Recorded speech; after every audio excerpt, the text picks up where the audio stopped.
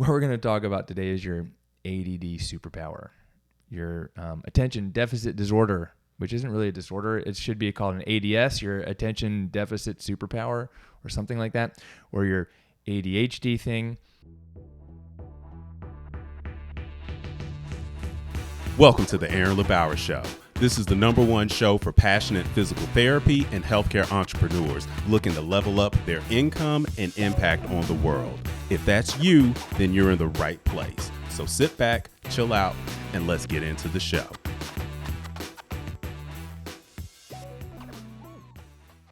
Hey, what's up? It's Aaron, and welcome back to the LeBauer Show. Hope you've been enjoying the episodes. I've gotten a lot of great feedback from everyone. So, don't hesitate to send me a message over on Instagram if something inspires you, or you get something like an aha moment to share it on Instagram, in your stories, Facebook, etc., or even leave us a rating and review.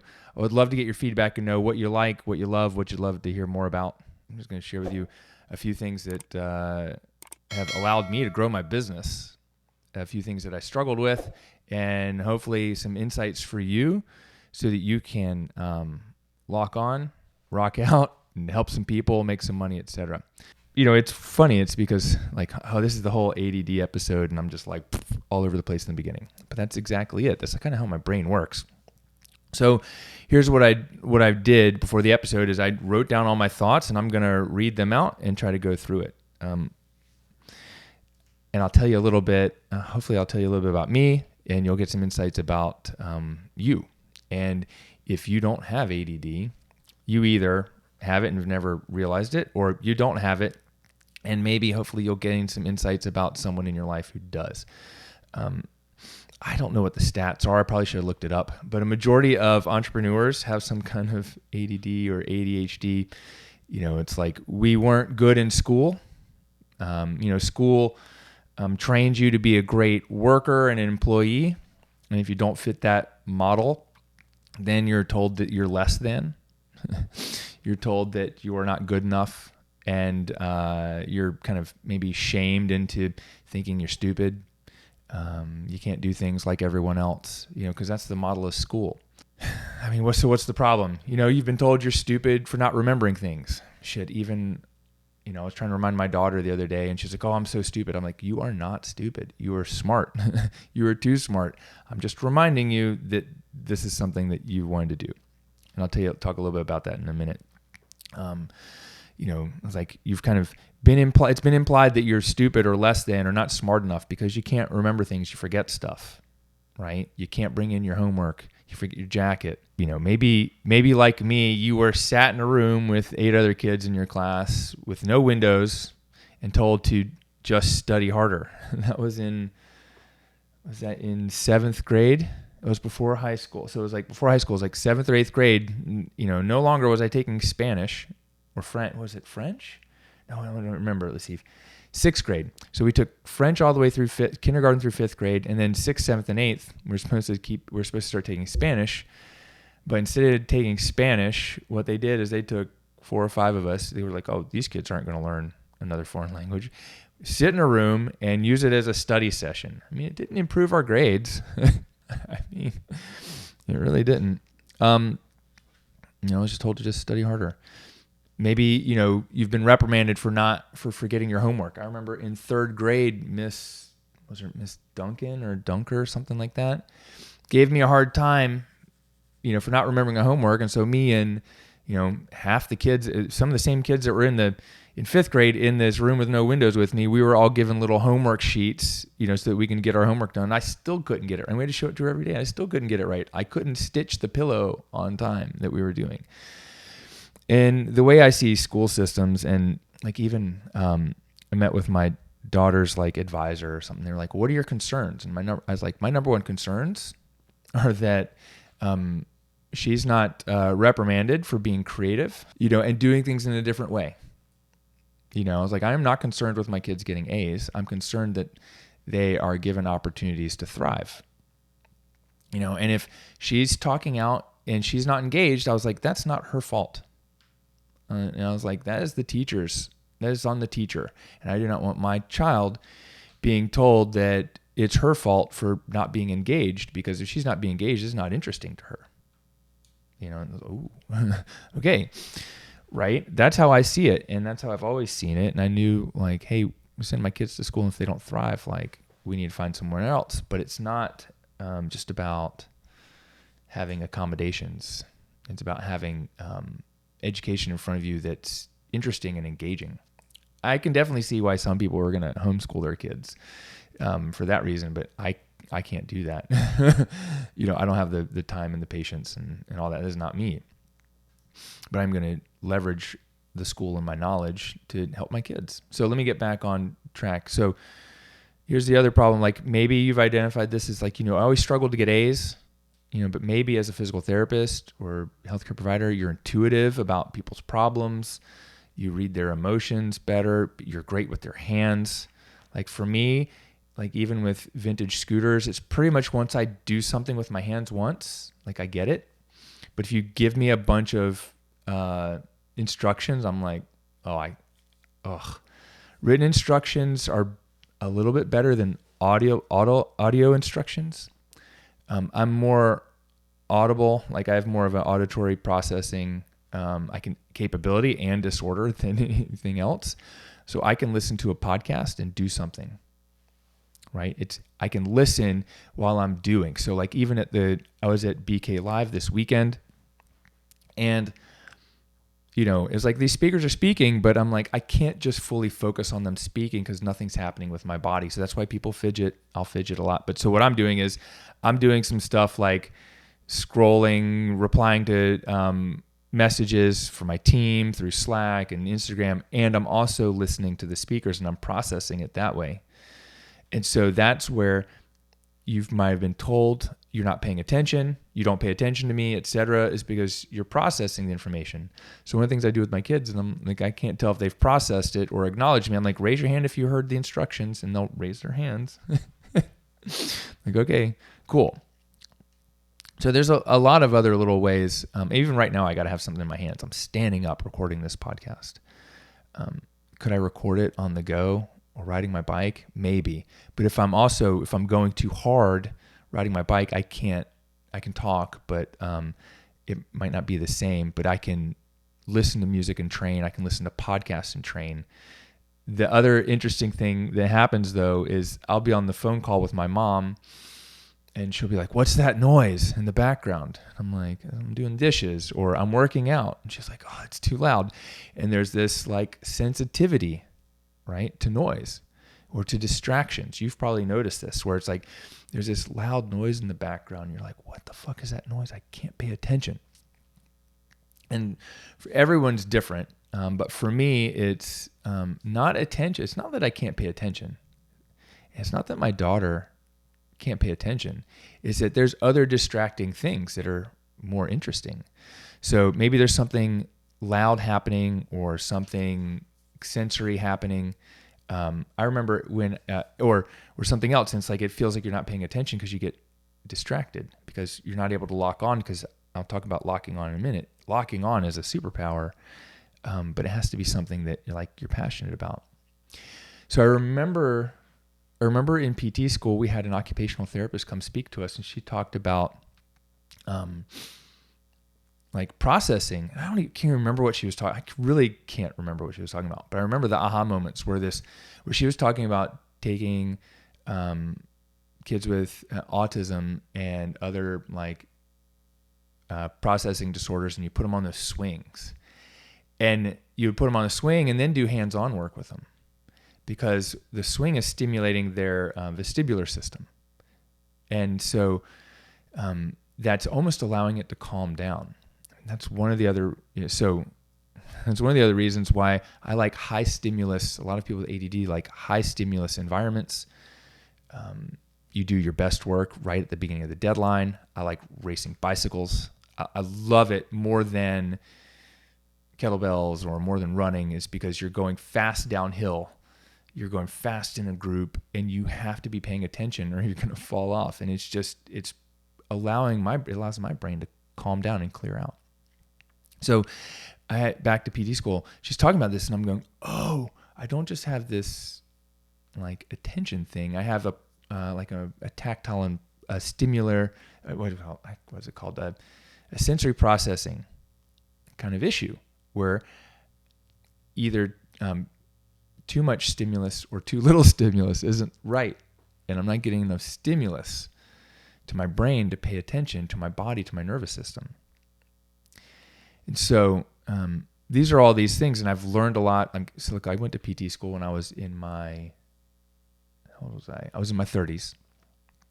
And I went to college when I was in my 20s. And now I have, I'm 49, and I have a kid who's 12 who's got the same issues that I do. And she's taught me a ton over the last 4 or 5 years as she's gotten into school and gotten in trouble for speaking out and, having trouble studying. Let me just go backwards and say, there was that third grade. I couldn't stitch a pillow on time. In 5th grade, I was put in a room with no windows. In 11th or 12th grade, my mom got me evaluated and I got untimed SAT test. And I got 1 point extra for an untimed test. Like the length of time didn't matter to me. I got out of school, did a whole bunch of other stuff you may or may not have heard about. Like I worked as a temp. I lived in Israel. I raced bicycles. I worked as a bike messenger. But in college, I was sitting down to study one night in the study hall. And I was sitting there just I could read a couple hundred pages. It was nuts. I'm going to do this. And my brother, I was a junior, and my brother David came in. And David's the scientist. David's also the kid that lost 20 jackets in middle school because he'd just leave them at friends' houses and at school and whatnot. And we chatted for a couple hours, and we were chatting, and I was like, oh, this is great. I get to hang out with my brother and get to know him. And he's like, all right, Aaron, I've got to go read for a few hours. And I was like, how the hell do you read for a few hours? Read for a few hours? I got 5 minutes and I'm asleep. And he goes, well, that's why I take Ritalin. And I was like, huh? I was like, okay. And he was like, here, try some. I was like, okay. And I took some Ritalin, and holy shit, I got to read. I read for 4 hours. And I was like, oh, this is it. And so I went and I called my therapist, and I was like, and I told her this story. And she's like, oh yeah, but you were smart enough in high school, that you didn't need medication. I'm like, okay, great. Yeah, I got B's. I mean, shit, I got into Duke, but I got into Duke on B's and a couple A's and A's in math and science. I had a 620 on my SAT and a 450 on my verbal, and this is the SAT from the 90s, so there's a different scoring system now, but back then the max was 1600, and 450 was really low, but 620 was not in the top percent. It wasn't over a 700, but it was pretty good. I mean, I hadn't taken pre-calculus or anything like that.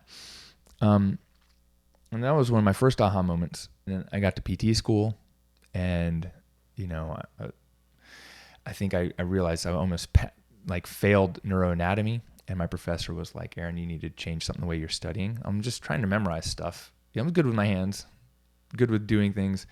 And he was like, you need to draw it out and use some colored pencils. I was like, holy cow, that helped. Putting it down on paper. If you've identified, you may have some of these similar issues. This is where that whole part of the 80% is good enough comes from. It's it doesn't need to be perfect. You don't need an A. It was hard for me to get A's. I can tell you what, when I started taking Ritalin in college and had it prescribed, I started getting A's and B's instead of B's and C's because it allowed me to sit and focus more on what I needed to do. Wasn't always necessarily what I wanted to do. That's what I needed to do to get out of school and pass. I went to Duke. It was very competitive. A C was pretty terrible.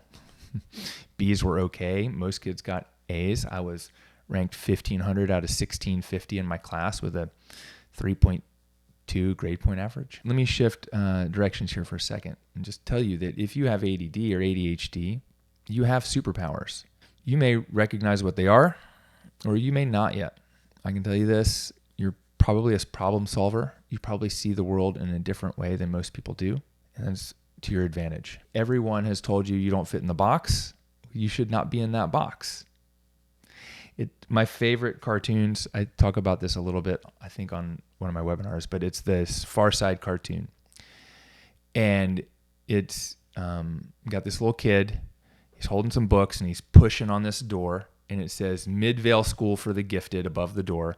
And on the door it says pull, and he's pushing. I'm like, that's what most people are doing, is they're these gifted A students and they're just trying to push a door that can't be pushed open when all it needs to be is pulled open. And so for me, kind of my ADD superpower is going, oh, there must be another door around the corner that's open. It's like most people are trying to like push through something that can't be pushed through, where I can see that, hey, there's another door open around the corner. And that's kind of my superpowers. I can see solutions to problems other people can't see for themselves. One, because they just don't see the world in a similar way. Two, you're just too close to the problem to really see a solution. So for me, it's solving. My ADD superpower is solving problems, and also locking onto a target and a goal and not letting go. There's kind of two of them. It's like, number one, it's the solving the problems, and it gets me in trouble a lot too, but it also helps me as I can see solutions to problems. It's why patients used to come to me as a massage therapist and say, Aaron, you touched me exactly where it hurts. That's the exact problem. And no one I've been to yet in the last 5 or 6 years, the physicians, acupuncturists, the physical therapists, massage therapists, orthopedic surgeons, whoever, chiropractors, they haven't been able to touch me where it hurt. And I'm like, really? Like, this is weird. Like, we're talking like easy muscles, quads, like traps, infraspinatus, suboccipitals. I mean, these aren't like, quadratus lumborum. These are not like crazy muscles. These aren't like really hard to find or palpate. I mean, unless you're Helen Hislop, and she obviously can't palpate the quadratus lumborum because that was in her book, but I don't think she cares anymore. I remember that in PT school. I was like, you can't palpate it. I mean, yeah, no, directly I'm only touching skin, but I can definitely feel that muscle. I can see solutions to problems. I can't see all of them, but I can see a lot of them, right? There's a lot of other things that I see or have intuitively, but this is the big one. It's the thing that allows me to charge $250 an hour for physical therapy when everyone else is only charging a copay. I mean, we've been doing physical therapy. I've been doing cash-based physical therapy since 2009. People were paying me $85 an hour as a massage therapist, when as a PT, I could go get a job for $45 an hour. It's the thing that allows me to charge money for physical therapy when you don't think you can. Well, you probably can if you're listening to this podcast. I'm a problem solver. So you come in with your body and you're like, these things hurt. And I'm like, these things don't move well. I can touch you and I go, this is where the problem is. And let's fix it. And it's like, boom. Everyone else has tried. You came to see Aaron. Aaron, I didn't necessarily fix it for you. I found the place for you and I showed you the right things to do. Right? That's why I'm a business coach. It's because I can help people not only use what I've done and say, hey, replicate what we've done, but really my job is not to solve your problems as your coach. My job is to give you bigger and better problems. And you come to me, you're like, Aaron, I tried this, it didn't work. Okay, great. Try it this way.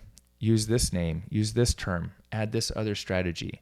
Don't do that strategy, etc. And it allows people to get faster results than I ever thought possible. I mean, it's crazy. It's crazy. Gosh, I mean, like, people like Hannah Schweitzer, who was already doing like 15, 18K months and came and put in some systems and is doing like, I think it just got a thing and she's doing like 24K months in just a few months and has systems and has hired people and is growing rapidly, like, and has an online program. I mean, talk about like, you're already doing well and you're doing better and you're growing and you have a path, or people that come in and double their revenue. I mean, there's a lot of stories, but I wanted to share a new one.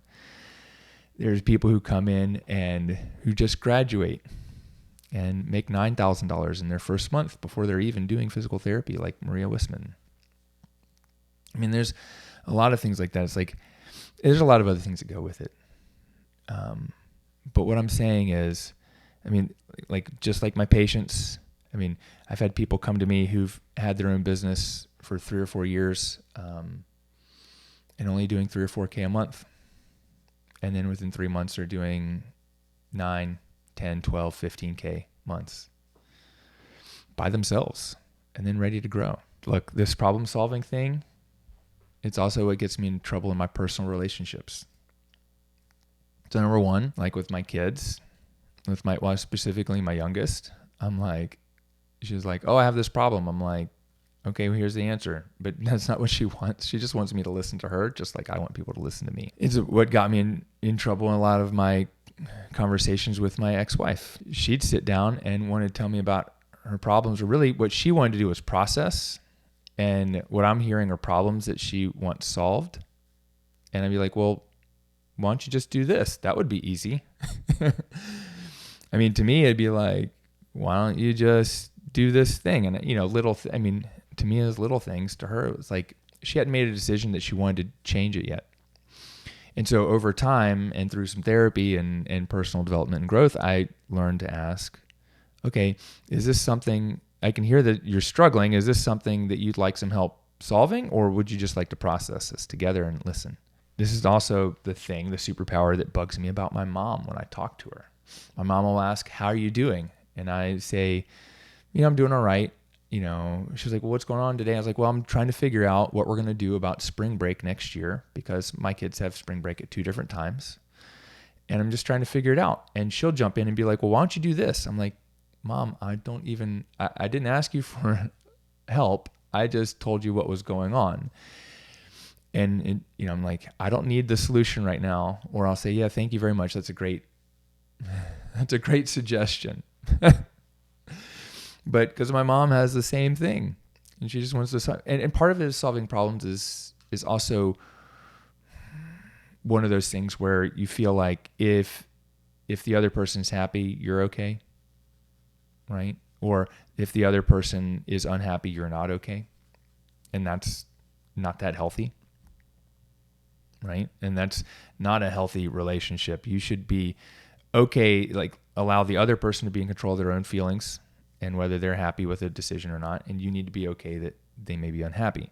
And that's one thing I've learned through this whole process in the last year and getting divorced. I've kind of known that, but I've really seen it. And so just because you can see a solution to a problem doesn't mean that the other person wants it. Think about this, like, so my chronic pain patients, you know, they haven't always, I'm not going to say all of them, but a majority of people in chronic pain, you know, it becomes a part of their identity. And so solving the chronic pain problem means they lose a part of their identity and they have to change. And that identity has, built relationships or built types of relationships for them. So just because you see a solution to someone else's problem doesn't mean that they want it. For instance, I race bicycles, and I was working as a bike messenger, and I'm commuting downtown in San Francisco, and I see this woman struggling to ride this bike that looks too big for her. And I pulled up next to her. I was like, hey, you know, like, it looks like your seat's a little high. Maybe if you lowered it, it'd be easier to ride your bike and reach the pedals. And she snapped at me and she was like, my boyfriend set this up for me and it's the right height. And I was like, poof. I was like, holy shit. I was like, okay. And that's the day I realized, I was probably 25, that people don't want you to solve their problems. Or what is it? You can't solve people's problems unless they want you to. I mean, this was clearly a problem. Like, she could barely reach the pedals. She's struggling to get on and off this bike. So that's why in sales, you have to ask people, is it okay if I help you with this? I hear that you have this problem. Would you be open to chatting more about it and seeing if I can help you? And they'll be like, no. Or like, yeah, I'd love to hear what you have to say. Right? So we have to really ask permission sometimes. And that's why I know when someone pays me to help them with their body or their business, that they've given me permission to help them with their problems. And sometimes they'll come onto a coaching call and they really just want to be heard. They already know the solution. They don't always need me to solve their problem, but sometimes I'm like, just do this. And sometimes it feels like it was an inappropriate comment, but it's not, because, well, we're here talk about solving problems in business. And at the same time, it's inappropriate because society doesn't just allow you to like kind of bark orders at people, and that's why it feels that way. But really, I know that some people need to process and just be heard and just be like, I just need to talk this out. And sometimes people are just like, here's the problem. I just need a quick solution. Let's get this off my plate. And finding the nuance between the two is sometimes pretty hard. And one thing that I've learned about myself is I'm just going to be more myself. I'm trying not to speak the every thought that comes through my mind, because sometimes they'll just come out of context. But if you ask for help, I'm just going to give you help. I'm going to tell you what I think. I'm going to try to do it in a way that lands well for you. And that's why I used to think coaching was all about just giving you the strategies and tactics. And really now it's about helping you see the strategies and tactics that you need to use, helping you get out of your own way, and helping people come to a solution to a problem, without me just saying. Sometimes it's easy to say, hey, do this, and people do it. Boom. Joey Seaforth clearly is just doing it because he quit his full-time job, and then his first month without having like a part-time job, he did like $22K, and it was like I think he started his business in January, and that was July. But he spent like 4 or 5 months doing part-time work and et cetera. I have to go back and look at the numbers, but he joined our mastermind in this summer, like three months ago maybe, and like rapidly increased his revenue. But as soon as he got out of his full-time job, it just started to explode. And sometimes it's these other things that hold you back. Let me get back on track. I did take my Ritalin this morning. But here's the thing. When you think differently than other people, you have to be okay that you just think differently than other people, and they may not get it. And not everyone you help is going to get it. Or not everyone you work with is going to get it. And so not everyone you work with can you help. Everyone's got their own story. Everyone has their own set of circumstances. And it's your job to do your best. I'm going to give you, in just a second, I'm going to give you some ways that I manage ADD that hopefully will help you. But if you're working in a job and you're just struggling, or you're working with a partner and they're just like not buying into things, like you might need to get out of that situation so that you can fully thrive. Or if you start a business and you're down on yourself because you can't get shit done and you can't focus and you're trying to do everything, maybe what you need is some focus. Maybe what you need is someone else to just help you create a game plan and know exactly what to work on. I know with my coaching program, Black Belt, every 6 to 8 weeks, we create a new game plan. We meet 3 times a year. And I know when I have a focus and I have a project to work on for the next 6 weeks, I can laser focus on that. I know that when I worked with Bedros, he was like, your focus is to get to, 12, then 25, and then 50 mastermind members. It's like, okay, great. I'm not going to do anything. I have, but my focus is say, hey, I'm not going to take on projects or side projects that are not focused on getting me to that goal. I've done some things that have taken me off target. I thought they were going to keep me on target, but they ended up taking me off target, and I dropped them, like PT Email Engine. I thought initially it did help people in the program, but it was one of those things that caused a lot of like stress and a lot of problems for my team. It was a big time suck. It was low. It was high value to our clients who used it, but it didn't really add much to me in my business. And that's why we got rid of it. We stopped selling it and started partnering with Brandon and built out DPTpreneur, which is a lot more capabilities. It's easier to get started on, and it's an easier process. And also got some of these headaches off my shoulders, but some of the headaches with the different software are non-issues. So that was another thing, is like ActiveCampaign couldn't support me to support my hundreds of clients in PT Email Engine. So we're still, people who have it, still have it, but I'm encouraging and moving myself over to this new platform. So let me get back on target. Your goal is to lock on and do the things that you need to do. And sometimes you just need to know, you need clarity on the goal and clarity on the strategies. And then you can lock on because you know why this is important to you. And that's why I work with coaches. And that's why my coaching clients get working with us is they have a game plan, a very specific plan. They know exactly what to work on to crush their goals. We build out goals, we build them together, we work on these things, and then I give you better problems, and you come and say, Aaron, I've encountered this new problem. And instead of thinking about it for 3 months and trying a bunch of things, can you tell me what your thoughts are on it? I'll be like, do this and do that. Maybe I'll ask a couple questions, be like, do it this way. Coaching client came to me last week and was like, Aaron, I have this opportunity to rent another space in another gym. And it's going to be another $500 a month. And I think I'd like to do it so I get access to those gym members. But I'm not really in a position yet where I can really afford to pay an additional $500 a month. I mean, I could, but it doesn't feel like that'd be the right move. And I was like, dude, totally got you. I was like, instead of renting a space there, I was like, don't close the door on it, but tell them not right now. But ask, how about if I teach a weekly movement and mobility class here at the gym, right? Because his existing location was, half a mile away. So it wasn't like it was a new location on the other side of town that was more convenient for people. It was just going to spread them too thin. And it was teach a movement and mobility class once a week or, whatever, and make sure it's a paid for class.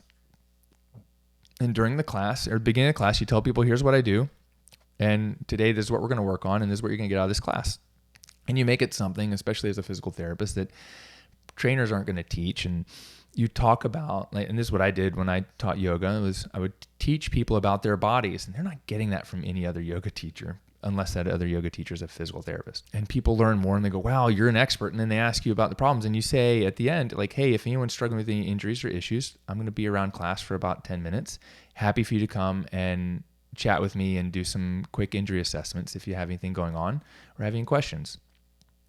And now you're an expert in this other gym or yoga studio and you're not paying rent there, but you have access to the clientele. It's just one way to solve that problem. And he was like, oh my God, I went, this is exactly what I need to do. I went from, struggling and having some, he didn't say this, but having some anxiety about this decision and not knowing the right path forward to then just having this, short, 5-10 minute conversation about this to knowing exactly what he needs to do now and having absolute clarity. And I've done this with other coaching clients. Alex Langford, for example, out in Hawaii, she does paddling and she does like a paddling workshop. I think she even did yoga. I've got other people doing similar things where they're teaching and coaching. Kristen Schultz, I think was she doing Pilates or yoga at a studio? So there's these little things and it's one of these strategies, but it's not in everybody's strategy, but this is sometimes strategy, but it's like, how do you choose the right strategy? I know I've got the right strategy because I run it by my coaches and they go, that's the right strategy. Or they're like, how about try this? I'm like, oh, that's exactly it. Boom. Happened on a call last week. So anyways, here's 5 ways. Actually, maybe this is 6. I think I added when we were talking. Here's 6 ways that I manage the ADD and I've learned over the years. Hopefully you can pick up one of these things. Okay. Number 1, write it down, make lists. I used to have lists on my forearm. So I'm a lefty, so I'm my right forearm. And kind of the running joke was I should just get a tattoo there with a to-do list on my forearm. But I don't really want a to-do list that's at an angle on my forearm. If I put it on my forearm, and if you can on YouTube, you could see I'm pointing my forearm, and I had it look like straight down, I wouldn't be able to stay in the lines. Write down, make lists. That's why Google Keep I use a lot. I use Google Tasks as well to write down lists. Remember, it's not about your to-do list. It's your done list that counts. You're never finish your to-do list, but make a list and prioritize it. Number 2, use a calendar. I used to carry around a paper calendar, and the number 1 problem was the days didn't go to 9 p.m. And I used to treat massage clients from 4 to 9. But most people are working 8 to 5. And so the calendars would go to 5 o'clock. So it was really hard year to year to find the replacements that would have, that would go to the evening. Or some of them wouldn't have times on them, but then I'd have to write the times in, and that didn't work for me either. Now with Google Calendar or Apple Calendar, whatever, makes it so much easier. If it's not on my calendar, it's not happening. This also caused a lot of problems with my ex-wife. Even now, I'm like, she's like, are we doing this? I'm like, it's on the calendar. Even my dad is like, on the 23rd, I'm like, what time is the play? I'm like, I don't know. I'm like, can look at my calendar though. Like, I can't keep those things in my head. It causes me too much anxiety. I'll miss it. So I have to write it down. And if it's on my calendar, it exists. If it's not on my calendar, it doesn't. There were plenty of times where we'd have something and my ex would say, hey, where are you? I'm like, well, I'm at this other thing. I was like, well, the thing wasn't on the calendar. Like, it's got to be on the calendar. And we shared it. The cool thing is with technology, you can share a calendar. She had it too, but the calendar wasn't that important to her. But for me, I know if it's on my calendar, it's happening. I can set reminders. I can see it. It's how I time block my days. Okay, number 3, take action on the small things and complete the tasks. So number 1, like you got something like, okay, all I got to do is just do it now and it's done. Like for me, like that just happens. Like little small things. I know it's going to take me 2 minutes. I try not to push it off. I'll try to complete it. I also struggle if like the kids are home and I know, hey, if I open this email, I need to respond to it. It's going to take me more than 5 minutes and it's going to cause me to have to think and use my brain. Like if I do that, like I might get halfway through it. And so of course someone's going to come ask me a question. So I don't do those things. I try not to, which is tough because a lot of people can probably do these little 5-10 minute things while you're home with the kids, but I can't because as soon as someone interrupts me, I'm like, let me finish my thought so I can get to you. And 2 minutes later, they're like, oh no, never mind. And I'm just like, but I just stopped what I was doing to pay attention to you. So I can multitask, but I can't multi-focus, I think is maybe the word. Okay. Number 4 is time block. Even what we use for homework, it's called the time timer, Timer. It's a little analog clock. It's got a big red piece on the dial and you can set it for 20 minutes and it'll count down and there's this visual countdown and we use that for homework. I'm like, look, just do 20 minutes of homework. Boom. Super easy. I probably should get one at work, but I'm used to just sitting down and doing the things in my own way, but it's great. Time block. And 4 and 5 kind of run together. So 5 is maintain a routine. So my keys and wallet are always in the same place. People go, I can't find my keys. I'm like, I don't know. I mean, I solved that problem by always putting them in the same place, my right front pocket. If my keys aren't in my right front pocket, I don't know where they are. They may not exist. So like I will do things. I maintain a routine, so things always go in the same place. Like if it's not in my body, it always goes in the same drawer or the same cabinet or something. It's always there. So I know where it is.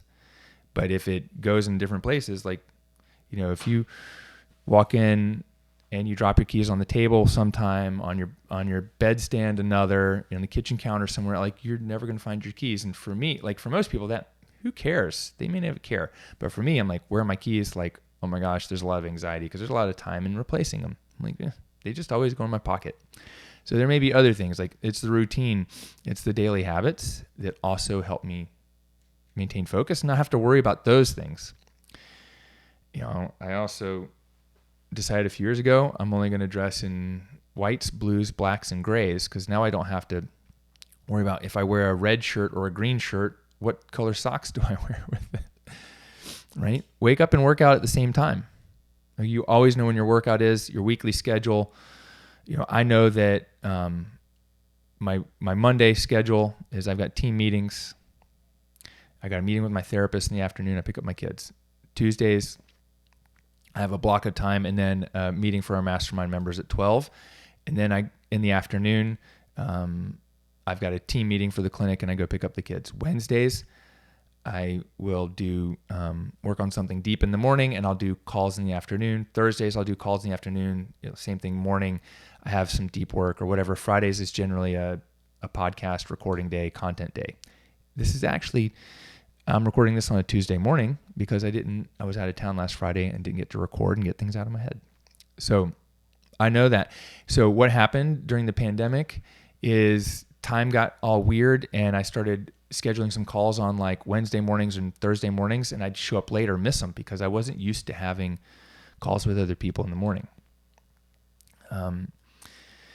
So maintain a schedule, maintain a routine. it makes it so your brain doesn't have to worry about what are you doing next. It can worry about how well are you doing the next thing, right? Number 6, if you've got ADD, ADHD, there's no shame in taking some medication. It helps me. It not only helps me focus and get things done. A few years ago, I realized I was coming home at the end of the day on Monday afternoons, because Mondays have always been my afternoon with the kids, even when I was married. And but I would get a lot of anxiety. My spine would get tight. I was like, because what I'm still doing is I'm juggling all these undone things from Monday morning in the afternoon. And I didn't used to like to take medication when I was with the kids, because I was like, I'm not there for work.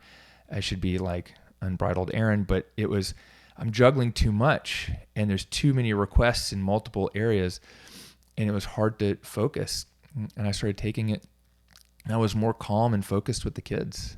And I didn't have this like tightness in my back, because I wasn't having to keep all these balls up in the air. I was able to like land them. Not only land them before I came home, but I was able to like leave that alone. I had taken some Adderall in PT school, and it made me an asshole. So I don't really like taking that.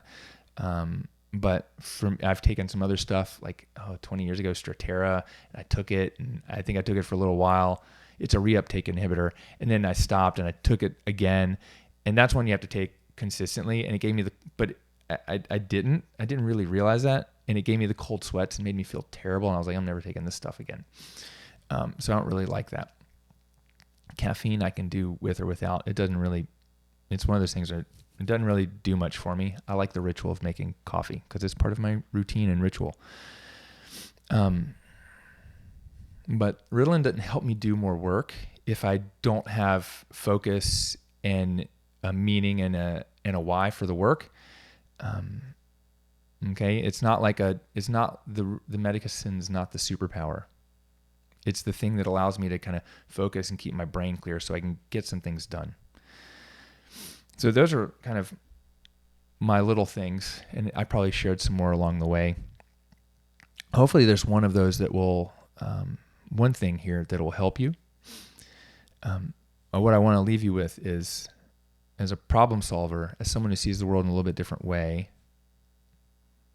that is absolutely your gift. Okay, you need to use it. You need to use it in the best way possible. You need to use it for good, and you need to find a way. If you're not able to use it every day, you need to find a way that you can use it every day, because that will allow you to solve bigger problems, like bigger problems for one person, and even a smaller problem for a bigger amount of people. The bigger the problems you can solve in the world and for people, the more impact you're going to have, and the more money you can make. And as we all know, money loves speed. Money is energy. Money wants you to earn it. And it's your job to go out there and earn it and use it for good, use your skills for good, and help a lot of people. And I'll see you on the next show. Peace. Hey, what's up? It's Aaron. Thanks for listening to the show. If you enjoyed the episode and you'd like to help support the podcast, please share it with others, post about it on social media, or leave a 5-star rating and review over on iTunes. And to catch all the latest from me, follow me over on Instagram @Aaron LeBauer. Thanks again, and I'll see you next time.